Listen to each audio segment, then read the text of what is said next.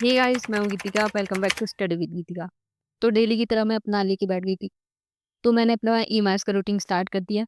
तो आज का ईएमआईएस का रूटीन कुछ न्यू होने वाला है, क्योंकि आज मुझे जाना है एक तो पार्टी में। रात को मुझे पार्टी में जाना है। तो मैं जल्दी जल्दी से कोशिश कर रही थी कि जो आज मैंने टू डू लिस्ट में लिखा है उसको कंप्लीट कर लूँ। मेरे पास टाइम 3 से 4 बजे तक का है, क्योंकि फिर मुझे उसके बाद थोड़ा सा काम करना है, फिर मुझे अपना रेडी भी होना है और फिर उनके पार्टी में जाना है। तो सबसे पहले आज मैंने टॉपिक लिया है, एक तो मैंने नाट्यशास्त्र लिया है। उसके बाद उसके जो 10 उसकी जाति के 10 लक्षण हैं, जो नाट्यशास्त्र ने 18 जाति के आधार पर जाति के 10 लक्षण बताए हैं, वो मुझे याद करने हैं। उसके बाद उसमें शारंग देव जी ने जाति के 3 लक्षण और ऐड कर दिए, तो कुल टोटल जो सारंग देव ने टोटल जाति के लक्षण माने हैं, वो आपके 13 माने हैं। तो मुझे जल्दी से याद कर लेना है आज, और बाकी मुझे रिवाइज़ करना है, राग के परिचय भी याद करने हैं थोड़े से। तो अगर मैं राग का परिचय नहीं याद करती, तो मैं भूल जाती हूँ। तो एक लोग मुझे कमेंट में बहुत पूछ रहा है कि सिलेबस समझ में नहीं आ रहा है, कैसे तैयारी करें?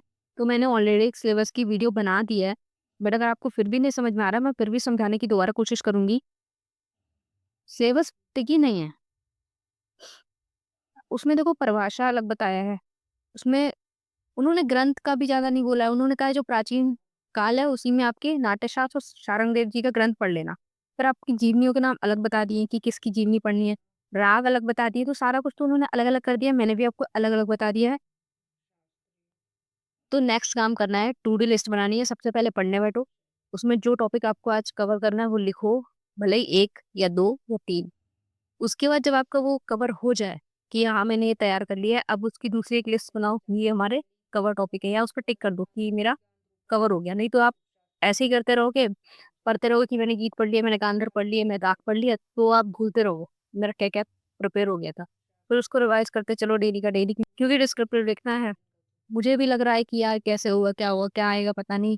बस मॉक लगाते चलो, ऑब्जेक्टिव के लिए मॉक लगाओ, डिस्क्रिप्टिव के लिए थ्योरी पढ़ो, यही उद्धार करेगा, यही नहीं आप पार लगाए। सच बात तो ये है, आप लोगों को और मुझे भी सिलेबस इसलिए नहीं समझ में आ रहा है, क्योंकि डिस्क्रिप्टिव पढ़ना है। अब डिस्क्रिप्टिव में ये नहीं समझ आ रहा कि पहले मैं क्या पढ़ूँ? क्यों क्योंकि सभी चीज़ें विस्तार से पढ़नी है। राग का जो टॉपिक है, वो भी काफ़ी डीप पढ़ना है, वो इतना बड़ा है कि मुझे खुद नहीं समझ आ रहा है कि मैं कहाँ से स्टार्ट करूँ उसको। मैंने ये परिचय पढ़ा है उसका, सिर्फ़ परिचय, अभी नोटेशन नहीं हुई है। किसी की आलाप, किसी की तान, ना ही किसी का चलन आता है, और सिर्फ़ 3-4 राग का परिचय ही याद हुआ है अभी। तो मैं राग को भी मैं 1 दिन में 2 टॉपिक लेती हूँ। एक राग का टॉपिक, तो एक अदर, जिससे कि मैं 2 टॉपिक एक साथ तैयार करते हुए चलूँ। क्योंकि दिन काफ़ी लंबा होने लगा है, गर्मी का टाइम है, आपको अच्छा खासा टाइम मिल रहा है उसमें, तो आप कोशिश करिए कि अगर एक टॉपिक आप डीप ले रहे हो, तो आप 2 टॉपिक को ही शॉर्ट ले लो। शॉर्ट में आपकी परिभाषा आ गई, आप परिभाषा कवर कर लो वहीं से। अगर एक दिन आप दोगुन क्यों चौगुन पढ़ रहे हो, तो उसकी तो परिभाषा कर लो। एक दिन आप नोटेशन याद कर रहे हो, तो उसके संग परिचय याद कर लो, तो ऐसे ही करो। और दूसरी बात कि मुझसे जितना हो रहा है मैं पढ़ा दे रही हूँ, क्योंकि मेरे पास भी इतना टाइम नहीं है। मैं अपना पढ़ती हूँ, मैं फिर जो पढ़ती हूँ उसी को रिकॉर्ड करके आपको समझाती हूँ। तो मेरा भी टाइम तो मुझे भी टाइम मैनेज करना पड़ता है कि आप लोगों को पढ़ाना भी है, आप लोगों को चीज़ें भी बतानी है, फिर अपना भी पढ़ना है। तो मुझसे जितना होता है मैं आपको पढ़ाने की कोशिश कर रही हूँ। जितना कवर कर पाऊँगी उतना कवर कर दूँगी।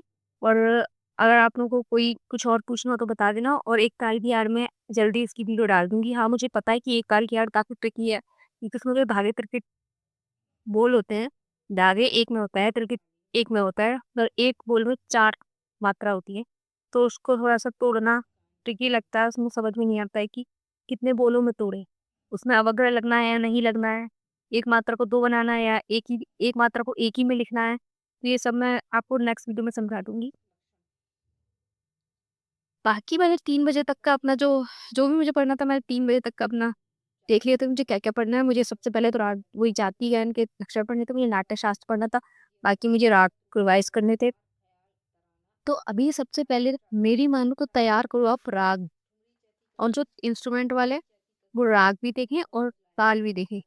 और आप लोगों को भी राग और ताल दोनों ही करना है, और दूसरी बात कि जो इंस्ट्रूमेंट और वोकल का पेपर एक ही दिन होगा, और कुछ अलग नहीं होगा। बस आपका ये डिफरेंस हो सकता है कि वोकल में आपका राग आएगा ज़्यादा, राग के क्वेश्चन हो सकते हैं, और वहीं इंस्ट्रूमेंट में आपके 4 से ज़्यादा क्वेश्चन हो सकते हैं। बट मुझे नहीं लगता कि पेपर अलग-अलग बनेगा, क्योंकि अभी तक तो ऐसा हुआ नहीं है। बस हाँ, यूजीसी नेट में आपका ये होता है कि आपका जो वोकल का सिलेबस है, मतलब वोकल का पेपर अलग आता है और वही आपका इंस्ट्रूमेंटल बिल्कुल अलग आता है। मैंने एमपी किया है तबले से, तो मुझे पता है कि जो परकशन का पेपर है वो बिल्कुल अलग आता है और क्वेश्चंस भी अलग होते हैं।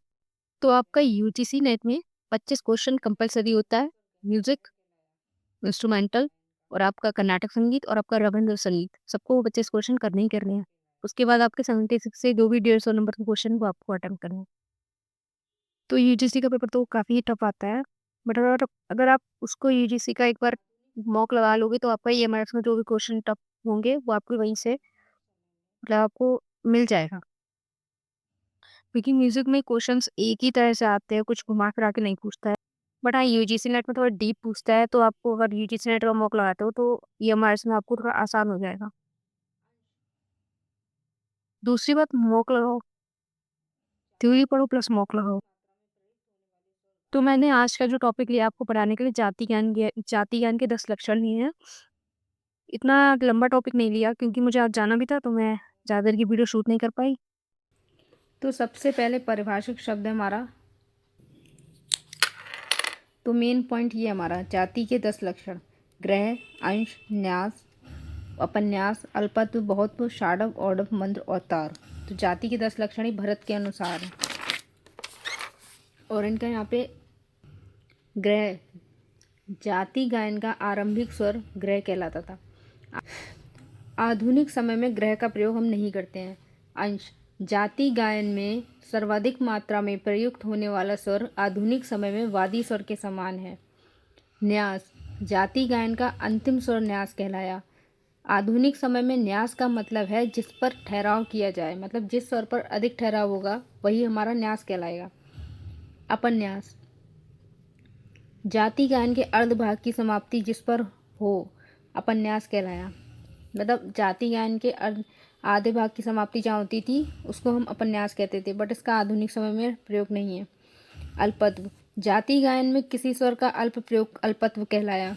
बहुत्व, जाति गायन में किसी स्वर का अधिक प्रयोग बहुत्व कहलाया। षाडव,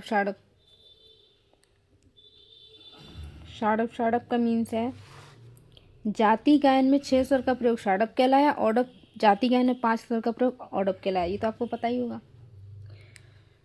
फिर मंद्र, जाति गायन के स्वरों का मंद्र सप्तक में गायन मंद्र कहलाया। जाति गायन का तार सप्तक में गायन तार कहलाया। जाति गायन के 10 लक्षणों का उल्लेख भरतकृत नाट्यशास्त्र ग्रंथ के 28वें अध्याय में प्राप्त होता है। 10 लक्षणों में शारंग देव ने 3 लक्षण और जोड़कर संगीत रत्नाकर ने कुल 13 लक्षणों का उल्लेख किया: संन्यास, विन्यास और अंतर्मार्ग। तो संन्यास मीसा जाति गायन के प्रथम खंड की समाप्ति जिस स्वर पर होती थी उसका जो संवाद करता हुआ स्वर था वो संन्यास कहलाया। विन्यास, जो स्वर जाति गायन के विभिन्न खंडों की समाप्ति अर्थात जाति गायन के प्रत्येक खंड की समाप्ति जिस स्वर पर हो वे स्वर विन्यास कहलाया।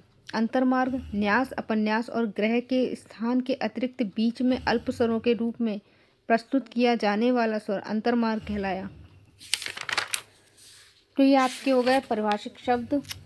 ठीक है दोस्तों, ये हमारी की तैयारी अपनी जगह, लेकिन माइंड को थोड़ा फ्रेश करना भी तो बनता है। आज एक फैमिली पार्टी है, तो चलिए जल्दी से रेडी होते हैं और थोड़ा ब्रेक लेते हैं।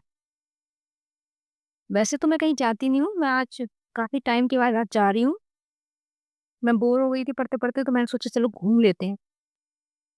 तो अभी मैं जा रही हूँ पार्टी में, बस हम जस्ट ही निकले हैं। रात को काफ़ी ट्रैफिक रहता है, तो हमें थोड़ा-सा टाइम लगेगा और काफ़ी दूर भी है, इसलिए हम लोग कार से जा रहे हैं। और गाइस ये मेरी भाभी हैं और इनका बेटा है। मैं इससे बोल रही थी हेलो करो, तो हेलो कर रहा था। तो अभी रास्ते का नज़ारा लेते हुए ये हम फाइनली हम पहुँच गए हैं। यहाँ का माहौल पढ़ाई के कमरे से काफ़ी अलग है। कभी-कभी दोस्तों और फैमिली से मिलना आपको वो एनर्जी देता है जो 10 घंटे की नींद भी नहीं दे सकती। यहाँ आने का असली मकसद बिल्कुल सही समझिए, खाना। थोड़ी देर के लिए सिलेबस और एग्ज़ाम डेट्स को भूल कर मैं तो बस इस खाने का मज़ा लेने आई थी, बट सीरियसली कहूँ तो मुझे खाना बिल्कुल नहीं अच्छा लगा। ना ही गुलाब जामुन अच्छा था, ना ही खाना अच्छा था। बस टिक्की थोड़ी-सी ठीक थी और हाँ, कबाब वो अच्छे थे। तो ये था मेरा एक छोटा-सा ब्रेक। अब बैटरी फुली चार्ज हो चुकी है। कल सुबह फिर से वही ईएमआईज़ का रूटीन और वही पैशन। याद रखिए मेहनत ज़रूरी है लेकिन खुद को थोड़ा वक़्त देना भी उतना ही ज़रूरी है। तो इस ईएमआईज़ के डेली रूटीन को यहीं एंड करते हैं और जो मैंने आपको तीनों पढ़ाया था वो आप याद रखिएगा क्योंकि वो मुझे भी याद हो गया, वो पक्का कर लेना।